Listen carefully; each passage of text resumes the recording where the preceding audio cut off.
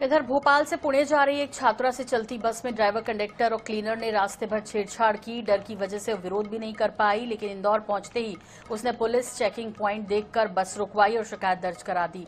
उसके उतरते ही driver, conductor और क्लीनर बस छोड़कर भाग गए। बस 3 घंटे तक थाने में खड़ी रही और यात्रियों को परेशानी हुई।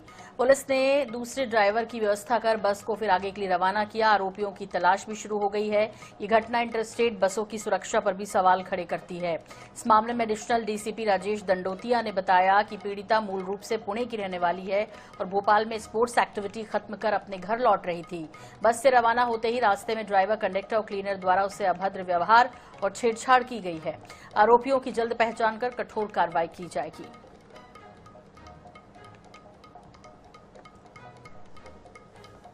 तो चलती बस में छात्रा से छेड़छाड़ हुई है। इंदौर में बस रुकवाकर फिर उसने ये शिकायत दर्ज कराई है ड्राइवर, कंडक्टर और क्लीनर के खिलाफ। हालांकि वो मौके से फरार हैं। बस 3 घंटे तक थाने में ही खड़ी रही और इंटरस्टेट बस सुरक्षा पर भी इस पूरे मामले के बाद अब सवाल उठ रहे हैं, क्योंकि कई बार बच्चियां भी, युवतियां भी, महिलाएं भी सफर करती हैं बस में, और ऐसे में यदि उनको सुरक्षा ना हो, वो भी जो युवती है वो भोपाल से पुणे जा रही थी, यानी एक लंबा सफर, और उसमें यदि इस तरह की हरकतें हों तो फिर महिलाओं की सुरक्षा का क्या। वो भी ड्राइवर, कंडक्टर, क्लीनर, जिस तरह से उसके साथ पहले छेड़छाड़ की गई और उसे लगातार परेशान कर रहे थे, जिससे आजिज आकर उसने, भोपाल से वो बैठी थी, इंदौर में वो राजेंद्र नगर पुलिस थाने में उसने बस रुकवाई और उसके बाद अपनी कंप्लेंट दर्ज की पूरी।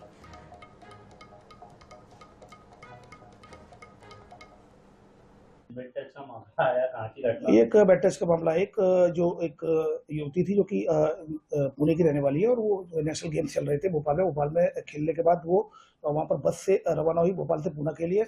और भोपाल से निकलते ही लगभग, जैसा कि उसके द्वारा बताया गया, कि 15 से 20 मिनट बाद ही वो ड्राइवर और कंडक्टर और क्लीनर, इस तरह से 3 लोग थे, इसके द्वारा रास्ते में बेड टच किया गया। और यहाँ बस इंदौर पहुंची तो राजेंद्र नगर थाने के पास चेकिंग चल रही थी मॉर्निंग में, और व्यवस्थित चेकिंग चल रही थी। जैसे ही उसने थाना देखा, उसने बोला कि मैं कंप्लेंट करती हूँ, तो ड्राइवर, क्लीनर, कंडक्टर वहां से भाग गए।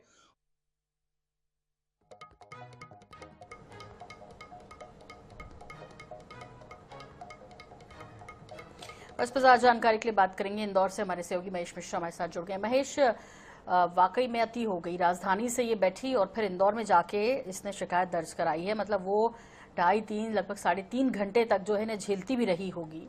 क्या कुछ जानकारी मिल पाई इस खबर पर आपको? महेश, आवाज आ रही है आपको मेरी? जी, एक बार अपना सवाल दोहराइए प्लीज। मैं आपसे जानना चाहती हूँ, इंदौर में जो घटनाक्रम हुआ है, राजेंद्र नगर थाने में बस 3 घंटे खड़ी रही, जो कि भोपाल से चलकर पुणे पहुंचने वाली थी, लेकिन उसमें जिस तरह से छेड़छाड़ हुई, ड्राइवर भी, कंडक्टर भी, क्लीनर भी, सब ने मिलकर युवती के साथ छेड़छाड़ की है। क्या कुछ जानकारी मिल पाई है, जिससे आजिज आकर फिर उसने कंप्लेंट दर्ज कराई और ये तीनों फरार भी हो गए? जी देखिए, ये न सिर्फ छेड़छाड़ का मामला है, बल्कि ये नेशनल लेवल की शूटर हैं।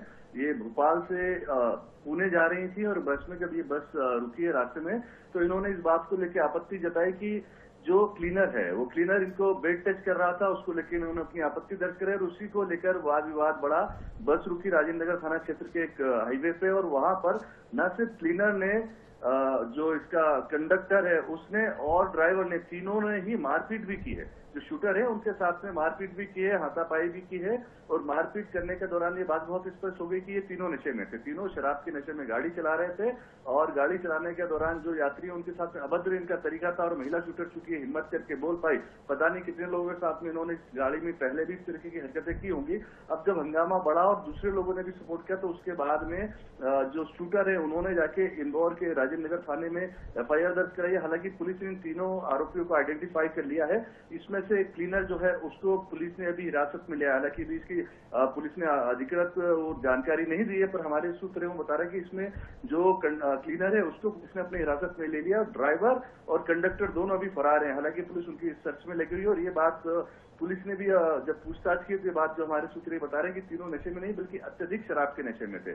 शराब पीकर ही गाड़ी चला रहे थे। तीनों का स्टाफ जो था, तीनों ने शराब पी हुई थी और इसी शराब के नशे में इस घटना को, इस हरकत को इन्होंने अंजाम दिया। हालांकि जो शूटर थी वो नेशनल लेवल की हैं और एक बोल्ड लेडी है, तो उन्होंने इसका विरोध किया और इसकी FIR भी दर्ज कराई है। जी ये तो ठीक है, लेकिन आप सोचिए बस में कितने लोग सवार होंगे महेश, उनकी भी जान पर बनाती यदि इस कदर नशे में थे तो ये तो शायद इन्होंने निषेध कर लिया तो वाकई में कईयों की जान भी बच गई। आप इतनी लंबी दूरी की गाड़ी चला रहे हैं, तमाम जो लोग यात्रा करते हैं, इस तरह के इंटरस्टेट यात्रा करते हैं, कितने कुछ नियम कायदे उनके लिए उस बस टिकट में होते हैं जब वो बस को बुक करते हैं, टिकट अपनी सीट बुक करते हैं। तो क्या बस कंडक्टर, ड्राइवर, इनके लिए भी वाकई में कुछ ऐसी व्यवस्था होनी चाहिए कि आप किसको रख रहे हैं, वो किस तरह से गाड़ी चला रहे हैं, इनके लिए भी नियम कायदे होने चाहिए।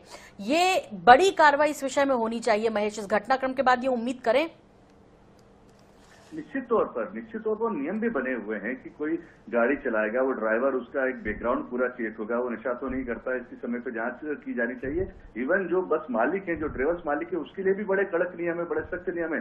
पर आपने बिल्कुल सही कहा कि ये बस में जितने लोग थे, आगे यदि शराब के नशे में हाईवे पे कोई दुर्घटना हो जाती तो कितने लोगों की जान पे बनाते। और इसके अलावा एक बात ये भी है कि ये घटना सामने आ गई, हिम्मत की लेडी शूटर ने वो थाने तक पहुंची, उन्होंने FIR दर्ज कराई।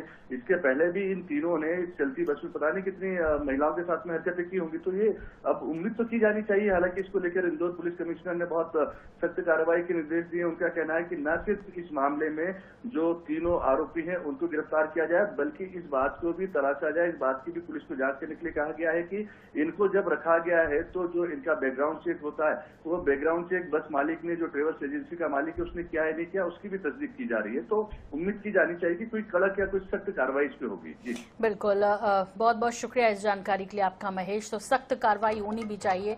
ये न सिर्फ महिलाओं की सुरक्षा बल्कि बस में सवार सभी यात्रियों की जान से भी खिलवाड़ होता। और जब तीनों ही नशे में हो और इतना इस हद तक की उस युवती के साथ मारपीट भी की गई है, वो तो चूंकि नेशनल लेवल की शूटर थी तो उसने इनिशिएट किया और उसने अपनी हिम्मत दिखाई। एक आम युवती यदि उसमें सफर कर रही होती तो पता नहीं उसके पास इतनी हिम्मत होती या ना होती, उसके साथ कुछ गलत हो जाता। लेकिन इन सबके बीच इंटरस्टेट बस जो चलती है, इस पर और सख्ती से काम करने की जरूरत है। ये उदाहरण जो है, ये एक सबक बनकर आया है।